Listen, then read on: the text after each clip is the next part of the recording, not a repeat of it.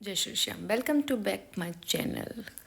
तो शाम का समय हो गया था, बादलों के साथ शुरुआत कर दी थी हमने, बच्चों की डायरी भी उठा ली थी और लेकिन मौसम इतना अच्छा था कि मन ही नहीं कर रहा था उनको पढ़ाने का या उनसे कुछ काम करवाने का, लेकिन फिर भी करना था। जैसे ही बैठे ये कौन आ गया जिसने बच्चों को अपने पीछे लगा लिया। अरे भैया बहरूपिया आ गया, वो भी गुजरी बन के। अब सारे बच्चे इसके पीछे तमाशा देखने के लिए भाग गए कि थोड़ी देर के लिए देख लेते हैं आंटी, थोड़ी देर के लिए। उसमें दिव्यम और कनक भी शामिल हो गए। मैंने कहा बिल्कुल जाओ देख आओ, किसने मना किया है। फिर हो गई रात, खाना खा के फिर सोने का ही टाइम था और कुछ काम नहीं बचा था क्योंकि इतने थक जाते हैं, बाकी का कुछ काम किया भी नहीं जाते। सुबह उठी, इसके पापा से कहा चाय बना दो, बोले कि मैं चाय नहीं पीऊँगा, मेरे को आज तो ठंडी लस्सी अदबिला दही बना दे, सुबह सुबह मेरा आज वो पीने का मन कर रहा है। मैंने कहा क्यों अकेले पियोगे, मैं भी पीऊँगी साथ में, दोनों का एक एक बना लिया।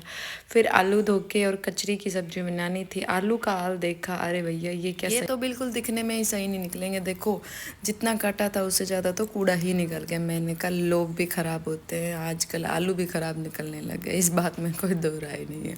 अगर बात सही लगी हो तो आप बिल्कुल एक प्यारा सा कमेंट कर सकते हैं इसी चीज़ पे। उसके बाद जो अच्छे थे और जो और लिए, फिर उनको काट के उनकी सब्जी बनाई। तभी बाहर निकल के देखा किचन से कि ये दोनों भी उठ गए, लेकिन उठने में मक्कार कर रहे हैं कि हमें नहीं उठना, मस्करी मार रहे हैं, इसको स्कूल नहीं जाना और दूसरे को उठना नहीं है। मैंने कहा ये सब नौटंकियाँ नहीं चलेंगी, फटाफट से खड़े हो जाओ, हम भी अपनी ड्यूटी पे ऑन टॉप पे लग चुके हैं, तो तुम दोनों भी खड़े हो जाओ। मैं खाना बना रही हूँ, जब तक कनक और दियम आप दोनों अपना फ्रेश होके ब्रश कर लो। उसके बाद सारा काम करने के बाद, कनक को स्कूल भेजने के बाद मैं सीधा बाहर निकल के देखा, चलो झाड़ू पोछा भी डन हो गया, ऊपर कपड़े भी सुखा के आ चुकी।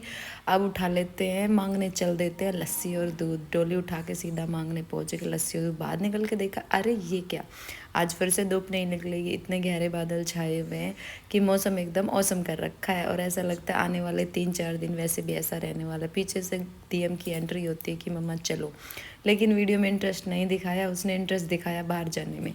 वहाँ का करके आने के बाद थोड़ी देर बैठ के सिंघाड़े खाए क्योंकि डीएम को बहुत पसंद है। फिर सीधा नहा धो के ऊपर पहुँच गई। ये कपड़े तो लगभग सूख चुके थे, लेकिन अब जो धोए थे वो सूखेंगे कि नहीं सूखेंगे इसकी गारंटी थी नहीं।